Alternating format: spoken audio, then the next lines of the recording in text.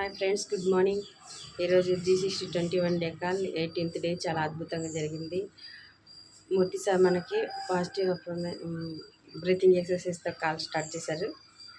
తర్వాత మనకి ఈరోజు ఒక కొత్త టాపిక్ కూడా చెప్పారనమాట. అంటే విజువలైజేషన్ గురించి. సార్ ఎంత మంచిగా మనకి మన మన జీవితం ఎలా ఉండాలని ముందుగానే మనం ఊహించుకుంటే అది అంత అద్భుతంగా మన చేతుల్లో మనకు కనబడుతుందని.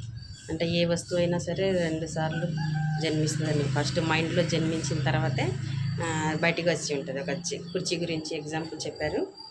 తర్వాత మనకి మన హెల్త్ గురించి చాలా వైటమిన్ డి డెఫిషియన్సీ వల్ల ఎన్ని లాభాలు ఎన్ని నష్టాలు దాని గురించి చాలా బాగా వివరించారు.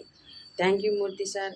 మా హెల్త్ గురించి, మా పిల్లల హెల్త్ గురించి ఇంత అవగాహన అయితే నాకు లేదు సార్. వైటమిన్ డి తక్కువ ఉండడం వల్ల ఎన్ని నష్టాలు జరుగుతాయి అనేది చాలా బాగా వివరించారు. Thank you so much sir.